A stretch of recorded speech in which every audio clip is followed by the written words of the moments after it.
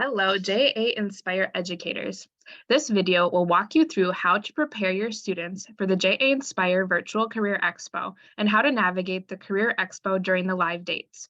JA Inspire is unique in that it utilizes a lot of localized content in addition to JA USA curriculum. Therefore, there are several resources that need to be accessed in order to fully implement the program. Once you register, your program manager will share curriculum resources with you. These will be attached in an email, and you'll also be provided with a link to a Google folder that will hold these same resources as well as some additional ones. I recommend that you bookmark that Google folder so you can easily return to it to find your resources. All right, I'm going to take a look at that Google folder.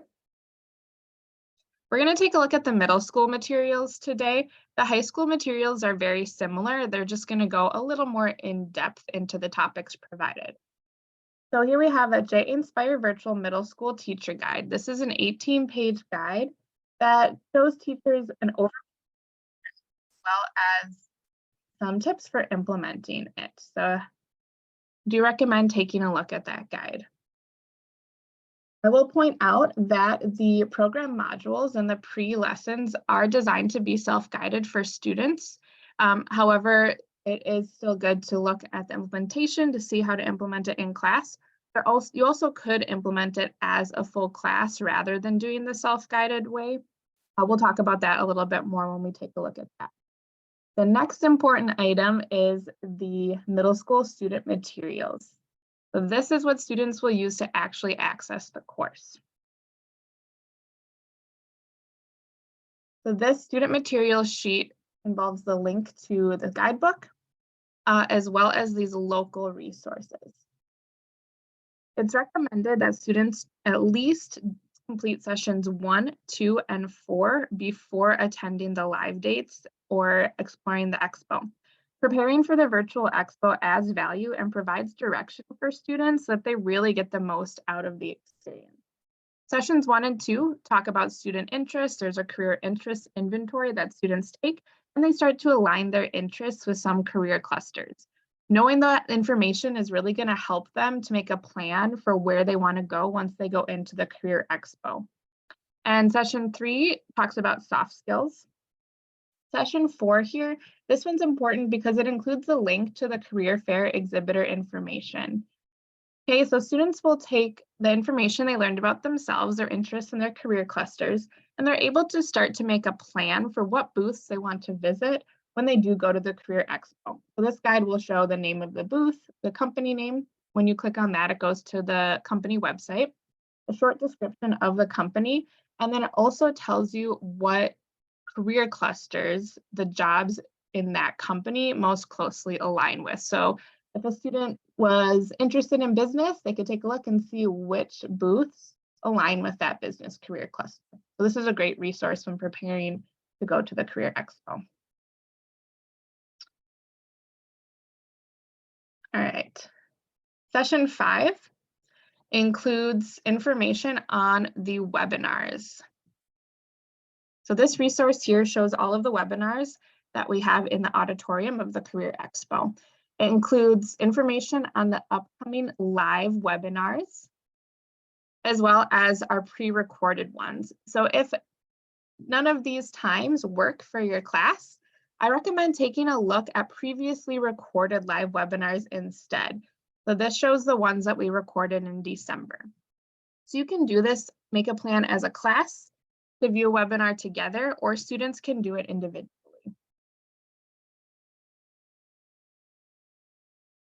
Okay, let's take a look at that student guidebook. So as mentioned previously, these modules are set up that they can be self-guided. They're meant to take about 30 minutes, but you could also go through it together by broadcasting this on a smartboard, some kind of projector, and then having the students complete the activities. Each session is going to include some vocabulary, some descriptions, potentially a video. Some of them have videos, and then activities for students to complete. These are fillable PDFs. Students can access them here. You could also download them and then upload them to Schoology or whatever platform you use for students to access activities. You could also print them. Just one note, if you do print them, there are a couple of active links on some of them, so you need to pay attention to that and provide those links another way. And one other thing to note is all of the student worksheets are down here. So if you do need to download or print these, this is a great place to go to get them kind of all in one. All right, I'm going to talk about the live dates now. So we do have specific materials to prepare for those live dates when we have partners there to interact with students via the webinars or Q&A at the booths. So educators, you'll take a look at the Inspire Virtual Live Date Educator Guide here. This is going to give specific information on the specific dates. So our next dates that we have are February 22nd and 23rd that you'll see listed here.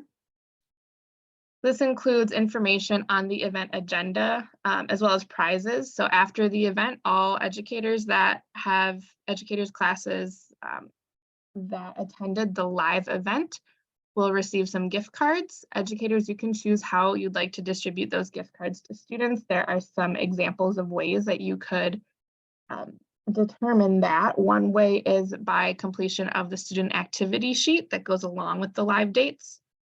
Also, after the live dates, you'll be sent a report of your student activity. So you'll be able to line up the student login with the students in your class to figure out what they did while they were in the career. Here is our schedule. And then down here, it's really important. There are some booths that will have employees there to answer questions. So we have over 65 booths in the Career Expo. Not all of them will have a live component in the live date. So to see which ones do, you'll look at when your class time is, click on one of the links. It'll take you to a document that tells you which booths will have live Q&A during that time. We highly encourage you to ask your students to go to those booths first and ask a question, because we have volunteers that will be at those booths waiting to answer student questions. And it's a great way for students to actually interact with industry professionals. So please have your students go to those booths first before looking at the other ones. There's a student worksheet that goes along with the live dates. There's a link here. And this will instruct students to visit booths, write down some information they gather at the booth. It also tells them to go to a Q&A. So to go to a booth that has Q&A turned on, has an employee there, and to write down the questions that they asked and the answer they received. And then the last part is viewing either a live or recorded webinar, having students write down what they've learned.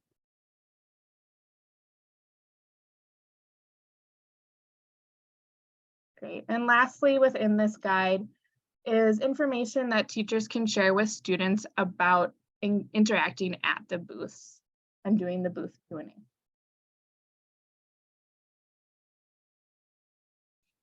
All right, so we're ready to take a look at the Career Expo. So I'm going to head back into our student materials sheet so we can get the link to the expo. That is in session 6. Learn to navigate the JA Inspire Virtual Career Expo is a nice guide, which will basically summarize many of the things I'm going over today within the Virtual Career Expo, how to navigate that. Okay, so you should have received student login information from your program manager. If you have any questions about that, ask your program manager. All right, we do recommend having students practice logging in before the live dates. So maybe the day before when you're getting ready for the live dates, have students go in and use their logins, practice logging in just to make sure that everything works.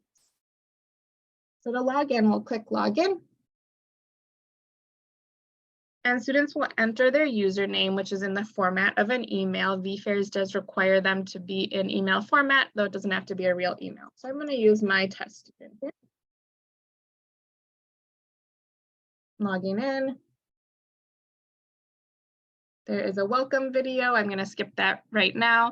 And then we're going to click go here to enter.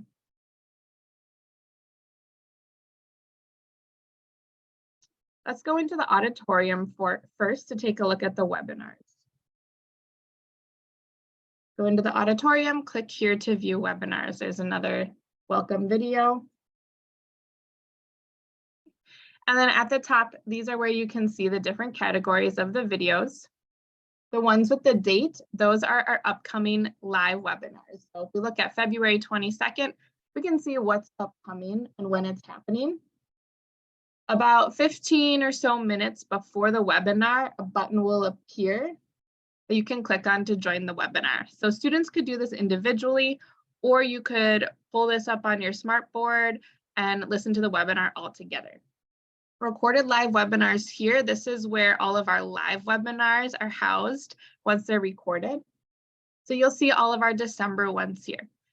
Again, if you're not able to go to a live webinar, if the times of the live webinars don't fit during your class time, I highly recommend choosing one of these webinars to view instead.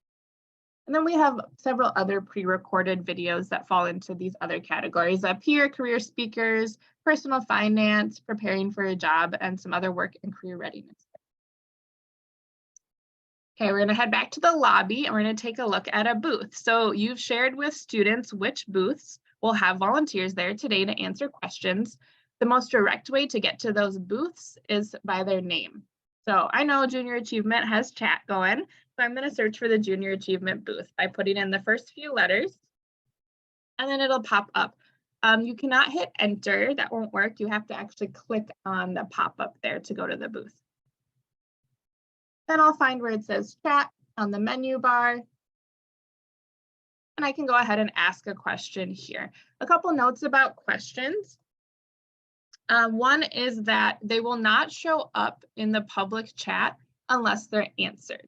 So only these questions that we see here are ones that have been answered by volunteers. If they don't get answered, they won't show up. That way, if a student asks something that's not appropriate or maybe doesn't make sense, the volunteer can choose not to answer it, and then it doesn't show up here. Other thing to note is that students can only ask one question every minute. So if I try to ask another one and a minute hasn't passed yet, it's going to tell me that I need to wait a few seconds before I ask that question.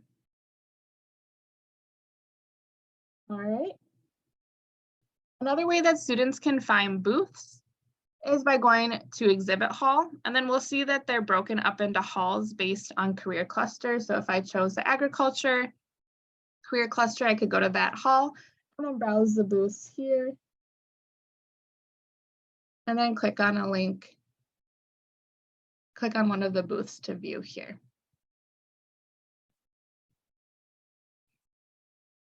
Coming back to the main exhibit hall is just another view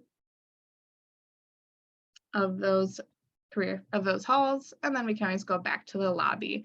One other thing I like to point out is we do have an entrepreneurship lounge, and this is a place where students can learn more about starting their own business.